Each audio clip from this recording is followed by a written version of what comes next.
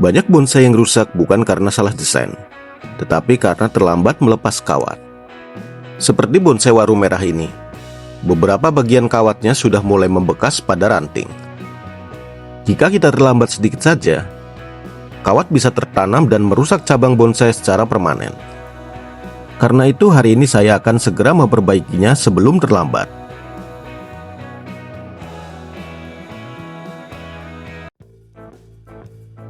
Assalamualaikum warahmatullahi wabarakatuh. Halo teman-teman pecinta bonsai, kembali lagi di channel Ara Bonsai. Di video edukasi kali ini, saya akan melakukan pruning sekaligus reposisi wiring pada bonsai waru merah. Karena beberapa bagian kawat pada bonsai ini sudah mulai menekan ranting. Jadi simak videonya sampai selesai, karena di akhir nanti saya akan memperlihatkan hasil akhir bonsai setelah dilakukannya pruning dan reposisi kawat.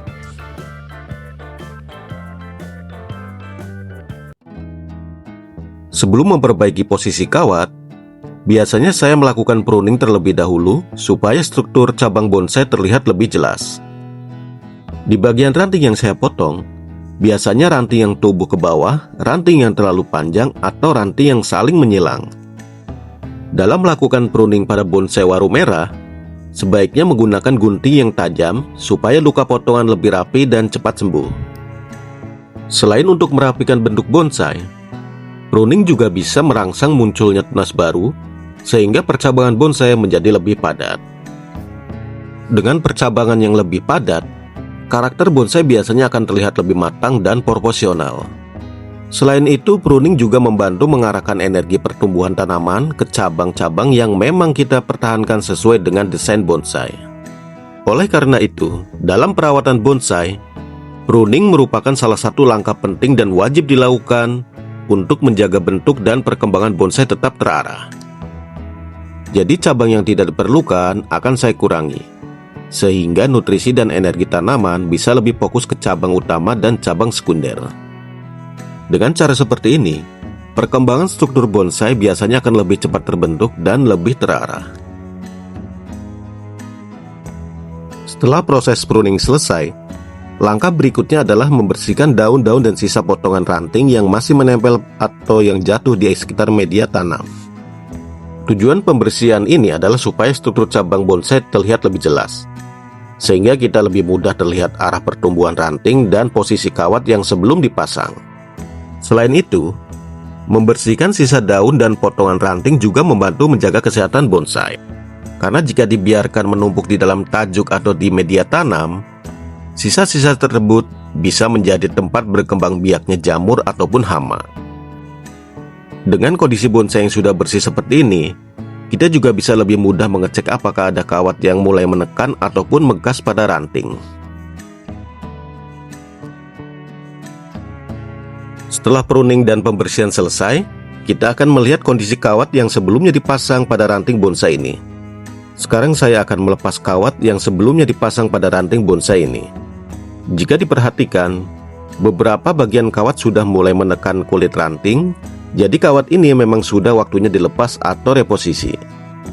Untuk teman-teman atau sahabat bonsai yang belum terbiasa melepas kawat bonsai, biasanya lebih aman jika kawat dipotong sedikit demi sedikit menggunakan tang khusus potong. Tujuannya supaya ranting bonsai tidak tertarik atau patah saat dilepas kawat. Namun karena saya sudah terbiasa dan cukup hati-hati, kawat ini juga masih ingin saya gunakan kembali, jadi di sini saya melepas kawatnya secara manual tanpa dipotong. Tapi cara ini memang perlu dilakukan dengan hati-hati, karena jika terlalu keras menarik kawatnya, ranting bonsai bisa saja patah. Jika diperhatikan, di bagian ranting ini kawatnya sudah mulai menekan kulit ranting, yang menandakan bahwa kawat ini sudah cukup lama terpasang. Kondisi seperti ini biasanya terjadi karena pertumbuhan ranting terus berjalan, sehingga kawat yang sebelumnya longgar perlahan mulai menekan batang atau ranting bonsai. Karena itu, di bagian ini saya harus melepas sekaligus melakukan reposisi kawat, supaya tekanan pada ranting tidak semakin dalam dan tidak meninggalkan bekas permanen. Jika kondisi seperti ini dibiarkan terlalu lama, biasanya kawat bisa membekas bahkan tertanam pada ranting. Dan hal itu tentu bisa merusak tampilan bonsai. Karena itu, kawat pada bonsai sebaiknya selalu dicek skala berkala, terutama pada tanaman yang pertumbuhannya cukup cepat seperti waru merah ini. Setelah kawat yang sebelumnya menekan ranting tadi kita lepaskan, sekarang saya akan memasang kembali kawat sekaligus melakukan reposisi pada ranting ini. Tujuan dari reposisi kawat ini adalah untuk mengatur kembali arah pertumbuhan ranting supaya tetap mengikuti desain bonsai yang kita inginkan, namun tanpa memberikan tekanan terlebih pada kulit ranting. Dalam pemasangan kawat bonsai, biasanya kawat dililitkan mengikuti arah ranting dengan sudut kurang lebih dari 45 derajat. Posisi lilitan seperti ini membantu kawat menahan bentuk ranting dengan baik, tetapi tetap memberikan ruang bagi ranting untuk tumbuh. Di saat pengawatan atau wiring, juga tidak boleh dililitkan terlalu kencang, karena tujuan wiring adalah bonsai mengarahkan posisi ranting, bukan menekan atau melukai ranting tersebut. Karena sebelumnya di bagian ini sudah ada bekas tekanan kawat, maka saat memasang kembali kawat saya sedikit menggeser posisi lilitannya, supaya tidak tepat di berada bekas kawat yang lama. Dengan cara ini, tekanan pada ranting bisa lebih merata, sekaligus memberi waktu bagi bekas kawat sebelumnya untuk pulih secara alami. Setelah pemasangan kawat seperti ini, biasanya dalam beberapa minggu ranting akan mulai mengikuti arah yang kita bentuk. Karena itu setelah dilakukannya wiring, kawat tetap perlu dicek berkala, terutama pada tanaman yang pertumbuhannya cepat seperti bonsai waru merah ini. Di bagian ranting ini, saya akan menambahkan kawat baru, karena sebelumnya ranting ini memang belum pernah diwiring sama sekali. Jadi ini adalah saat yang tepat untuk memasang kawat dan mengatur arah pertumbuhan rantingnya, supaya lebih sesuai desain bonsai yang kita inginkan. Dalam pemasangan kawat seperti ini, lilitan kawat biasanya mengikuti arah ranting sesuai sudut sekitar 45 derajat, agar kawat dapat menahan posisi ranting dengan baik. Karena ranting ini masih relatif muda dan masih lentur, biasanya akan lebih mudah diarahkan tanpa harus memberikan tekanan yang terlalu kuat. Setelah kawat terpasang, nantinya ranting ini akan saya arahkan secara perlahan sampai mendapatkan posisi yang lebih sesuai dengan desain bonsai yang saya inginkan. Karena kita sedang berada pada tahap proses wiring, maka bagian ranting yang memang sudah saatnya diarahkan akan saya pasang kawat semuanya secara bertahap. Tujuannya supaya arah pertumbuhan setiap ranting bisa lebih terkontrol dan mengikuti desain bonsai yang kita inginkan. Dengan melakukan wiring pada ranting-ranting yang sudah siap dibentuk, struktur percabangan bonsai biasanya akan lebih terlihat rapih dan lebih seimbang.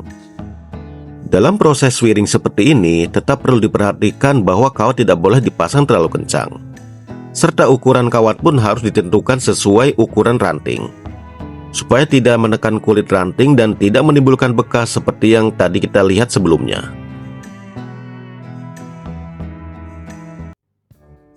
Setelah dilakukannya pruning dan reposisi wiring, bentuk bonsai waru merah ini sekarang terlihat lebih rapi. Arah cabang juga sudah terlihat jelas dan alur gerak batangnya terlihat lebih menarik. Dan setelah proses wiring seperti ini, bonsai sebaiknya tetap mendapatkan sinar matahari yang cukup serta penyiraman yang teratur. Itulah proses pruning dan reposisi wiring pada bonsai waru merah yang saya lakukan hari ini. Semoga video ini bisa memberikan manfaat dan menambah wawasan bagi teman-teman pecinta bonsai. Jangan lupa dukung channel ini dengan cara like, komen, dan subscribe supaya saya bisa terus berbagi konten bonsai lainnya. Terima kasih sudah menonton videonya sampai akhir. Salam satu hobi dan sampai berjumpa lagi di next video. Wassalamualaikum warahmatullahi wabarakatuh.